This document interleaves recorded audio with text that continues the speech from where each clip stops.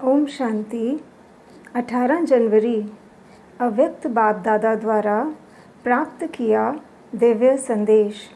आज जब इस देह और देह के देश से परे अपने को सूक्ष्म वतन, जिसको ब्रह्मापुरी कहते हैं, वहाँ गई तो परमात्मा बाप ने एक दृश्य दिखाया।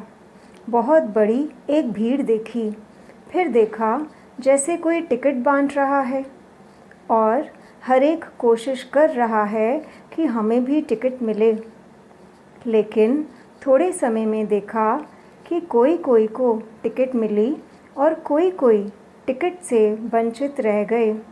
जिनको टिकट मिली वह दिल ही दिल में हर्षाते रहे और जिन्हें नहीं मिली वह एक दो को देखते रहे। वह टिकट कहाँ की थी? उस पर एक दूसरा दृश्य देखा। एक बड़ा सुंदर दरवाज़ा था जो अचानक खुला। जिनों के पास टिकट थी वह तो दरवाजे के अंदर चले गए और जिनके पास टिकट नहीं थी वह बड़े ही पश्चाताप से देख रहे थे। उस गेट पर लिखा हुआ था स्वर्ग का द्वार।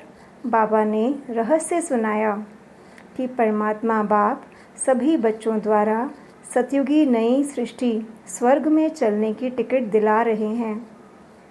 परंतु कई बच्चे सोच रहे हैं कि अब नहीं, बाद में ले लेंगे। लेकिन ऐसे न हो कि यह टिकट मिलना बंद हो जाए और स्वर्ग में जाने से वंचित हो जाएं।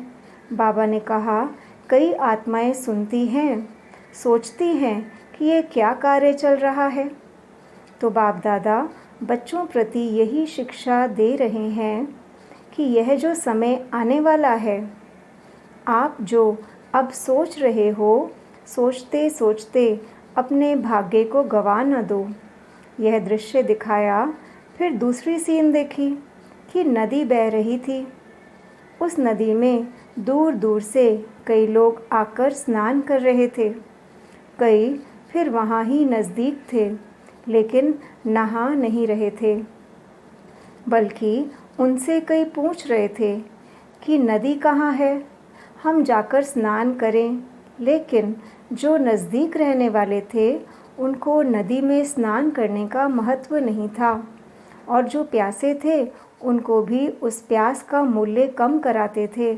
फिर बाबा ने कहा कि बच्ची, यह जो ज्ञान गंगा है, गंगा के नज़दीक वाले आबू निवासी हैं। दूर दूर से आकर तो इसमें स्नान करते हैं, लेकिन यहाँ वाले इस महत्व को ना जान उनको टालते हैं। तो कहाँ ऐसे ना हो इस भूल में रह जाएं।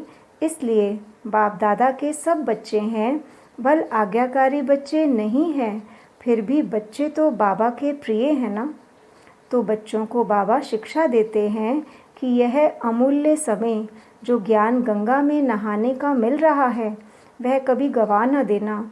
फिर थोड़े समय में देखा कि कईयों ने तो स्नान किया, कईयों ने जल को भरकर रखा, लेकिन कुछ समय के बाद नदी ने रास्ता पलट लिया और जिन्होंने नहीं नहाया और ना ही भरकर रखा वह औरों से एक एक बूंद मांग रहे थे, तड़प रहे थे।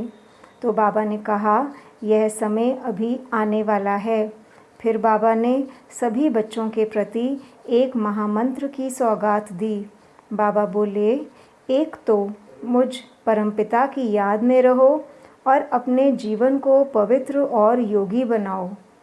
यही बाप दादा ने स्नेह के रिटर्न में महामंत्र की सौगात सभी प्रति दी।